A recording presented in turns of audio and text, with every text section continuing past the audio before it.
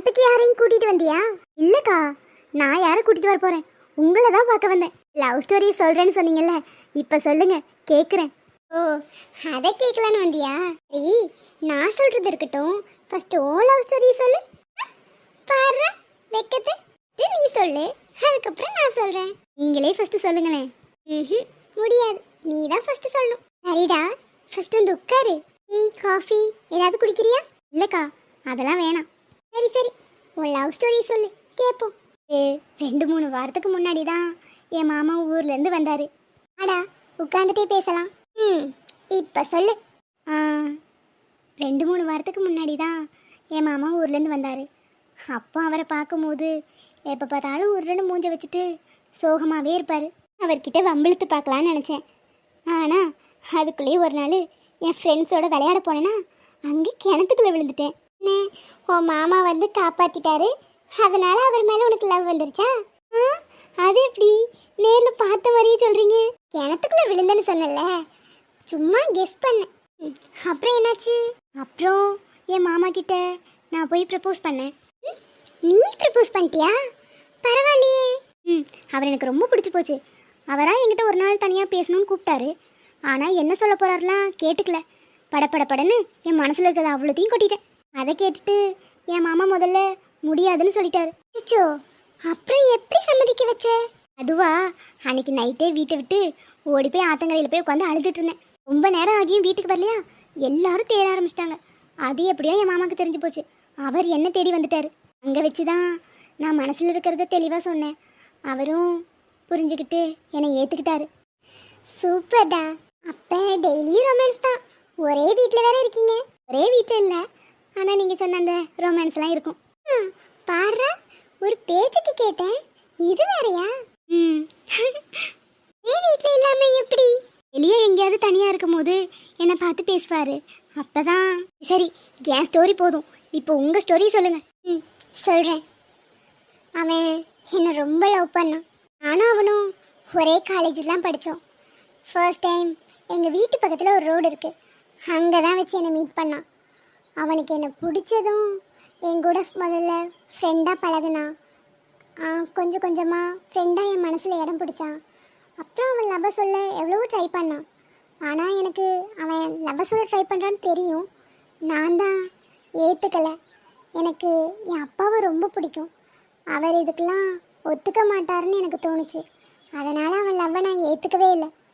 அப்புறம் கொஞ்ச நாள் போக போக என் மனசும் கொஞ்சம் கொஞ்சமாக மாற ஆரம்பிச்சிருச்சு. அவன் என்கிட்ட ப்ரப்போஸ் பண்ணப்போ நான் சொன்ன ஒரே விஷயம், என் அப்பா கை காட்டுற மாப்பிள்ள நீயா இருக்கணும்னு சொன்னேன். அவனும் அதுக்காக எவ்வளவோ ட்ரை பண்ணான். பட் அது எதுவுமே நடக்கலை. அப்புறம் என்ன, யூஸ்வலாக எல்லா லவ்வர்ஸ் மாதிரி நாங்களும் ரொம்ப லவ் பண்ணோம்.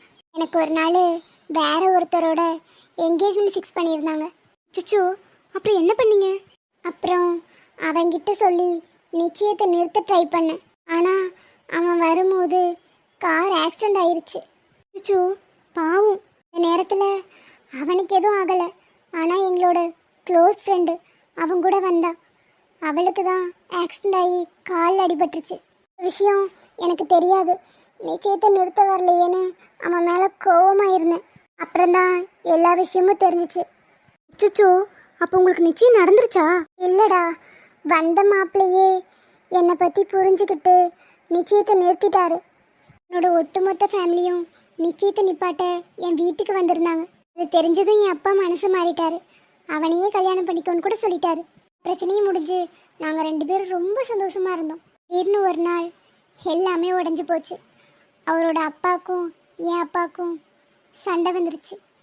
ஒருத்தர் யாருன்னே தெரிஞ்சுக்காம அடிச்சுக்கிட்டாங்க.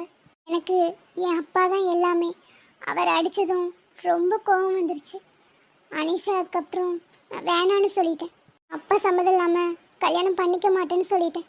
ஆனாலும் என் மனசில் அனிஷ் தான் இருந்தான். அவன் என்னை சேர்றதுக்கு எவ்வளவோ போராடி பார்த்தான். என் மனசுலேயும் அவன் தான் இருந்தான். ஆனால் என்னால் ஒன்றும் பண்ண முடியலை. என் அப்பாவை மீறி ஒரு விஷயத்தை பண்ணுறத யோசிச்சு கூட பார்க்க முடியலை. ஃபைனலாக எனக்கு ஒருத்தர் கூட நிச்சயம் ஆச்சுன்னு சொன்னல, அவர் கூடயே கல்யாணமும் பேசி முடிச்சிட்டாங்க. நான் மணவரையில் உட்காந்துருந்தேன். அப்போ உங்களுக்கு கல்யாணம் ஆயிருச்சா? மேலே கெட்டி மேலும் அப்பல நல்ல நேரம் முடியுதுக்குள்ள தாலியை கட்டுங்க. ஐயோ அம்மா, நெஞ்சு வலிக்குதே. என்னாச்சுப்பா? வலிக்குதே வலிக்குதே, தாங்க முடியலையே. என்னாச்சுப்பா? அம்மா மாமா எந்திரி, என்னாச்சு?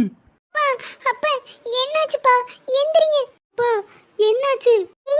அப்பாவை தூக்குங்க, ஹாஸ்பிடலுக்கு கூட்டிட்டு போ.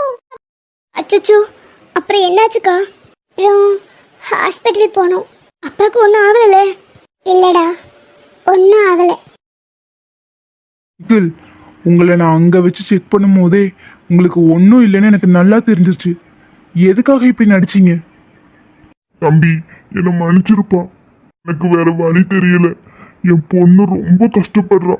அவ கஷ்டப்படுறது என்னால பார்க்க முடியல. பொண்ணு யார விரும்புறானோ அவனுக்கே நான் கட்டி வச்சிடலான்னு யோசிச்சுட்டு இருக்கேன். அந்த பையனோட அப்பா என்கிட்ட வந்து மன்னிப்பு கேட்டுட்டு போறாரு.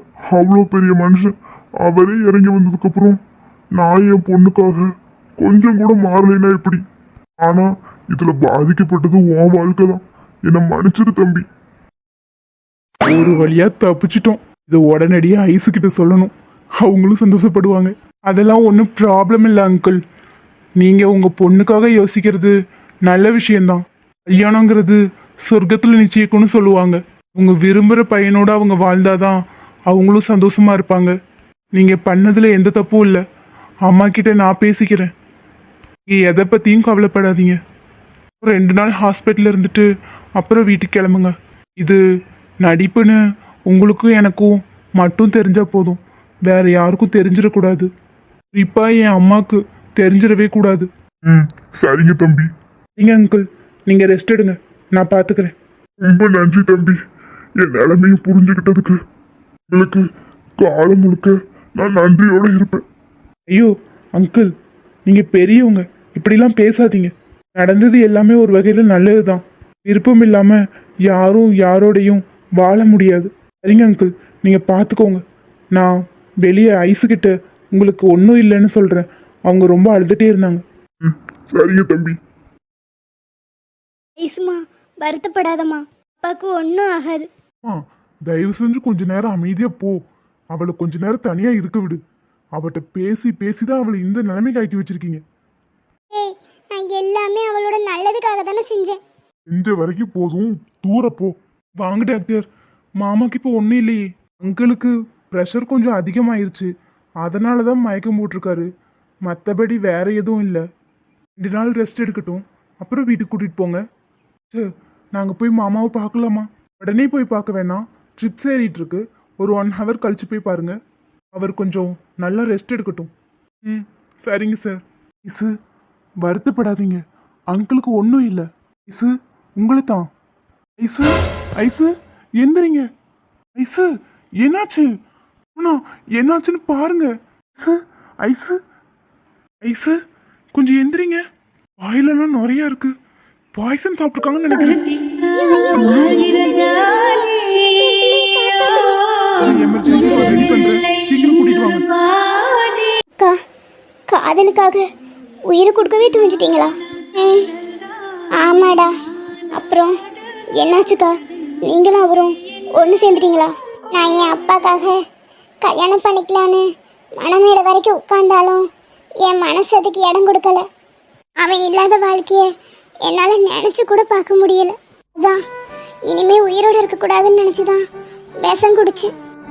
கல்யாணத்தையும் ஒரு வழியாக நிறுத்திட்டேன். ஆனால் அவனும் நானும் இன்னும் ஒன்று சேரலை. ஏன்க்கா, நீங்கள் அவர்கிட்ட போகலையா?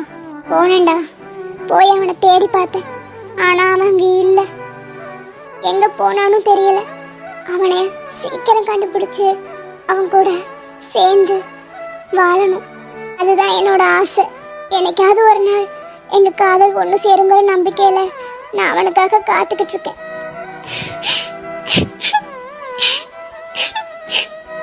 அக்கா, அழாதீங்க. கண்டிப்பா அவர் உங்களை தேடி வருவாரு.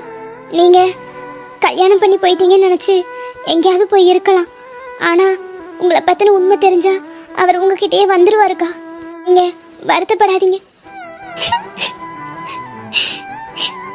உங்கள் மனசில் இப்படி ஒரு சோகம் இருக்குன்னு தெரியாமல் உங்கள் லவ் ஸ்டோரியை பற்றி கேட்டு உங்களை அழ வச்சுட்டேன். சாரிக்கா. பரவாயில்லடா, நீ அது கேட்டியே. என் ஃப்ரெண்ட்ஸு யாருமே இதை பற்றி என்கிட்ட கேட்கல. எல்லாருமே ஒரு செகண்ட்ல என் லைஃப்பை விட்டு போயிட்டாங்க. ஆனால் நான் மட்டும்தான் இது எல்லாத்தையும் மனசில் போட்டுட்டு அவனுக்காக காத்துக்கிட்டு இருக்கேன். அது ஒரு நாள் வருவான், என்னை புரிஞ்சுப்பான். கண்டிப்பாக்கா, உங்களை புரிஞ்சுப்பாங்க. உங்களுக்காக நான் இருக்கேன். லைஃப்பில் உங்களை விட்டு யார் போனாலும் சரி, இனிமே உங்களுக்கு ஒரு நல்ல தங்கச்சியா நான் இருப்பேன்க்கா. அழாதீங்க, கண்ணை தொடைங்க. அவர் உங்களை தேடி வருவார்.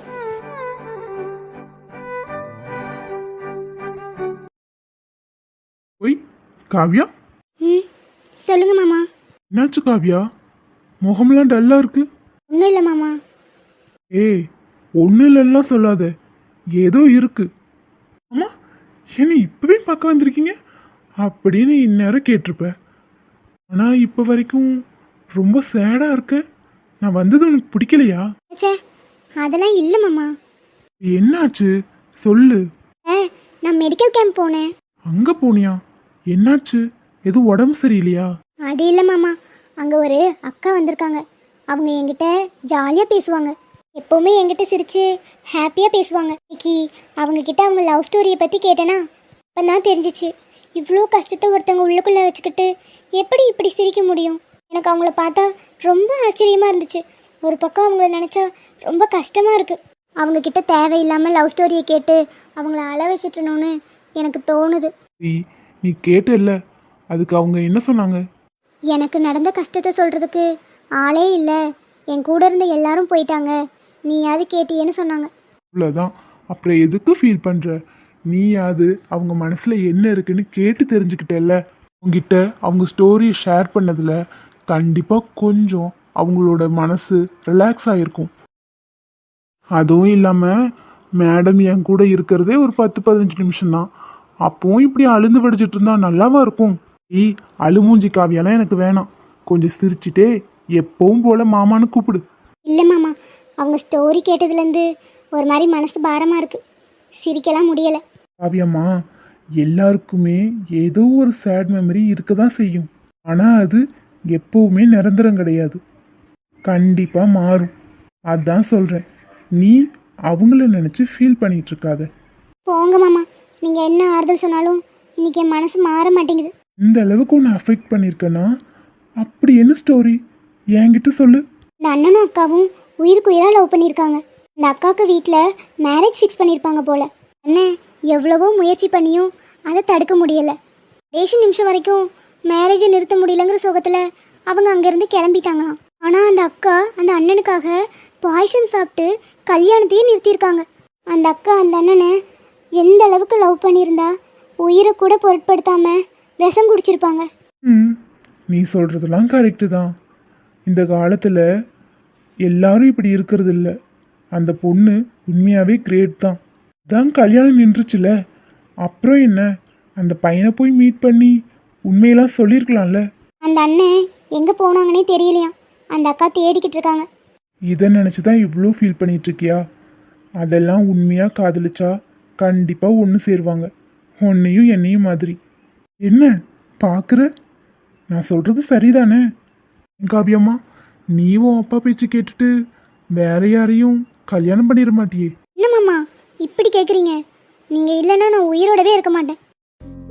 காவியா, அப்படியே அரைஞ்சனவி இப்படிலாம் பேசி பழகாத. உயிரோடவே இருக்க மாட்டாளாம். அவக்குள்ள எவ்வளோ பிரச்சனை வந்தாலும் யாரு தடுத்தாலும் நீயும் நானும் ஒன்று சேருவோம். ஆகுறதுங்கிறது கோலத்தனம். அதை நீ என்னைக்கும் பண்ணிடக்கூடாது. இவ்வளோ பிரச்சனை வந்தாலும் முட்டி மோதி நம்ம காதலை ஜெயிக்க வைக்கணும். முட்டாள்தனமா இன்னொரு தடவை பேசக்கூடாது சொல்லிட்டேன். சொல்றது புரியுதா? நான் கோபத்துல கத்திக்கிட்டு இருக்கேன், நீ சிரிச்சுக்கிட்டு இருக்க. கோபத்தில் கூட நீங்கள் என் மேலே வச்சிருக்கிற பாசமும் காதலும் தான் தெரியுது.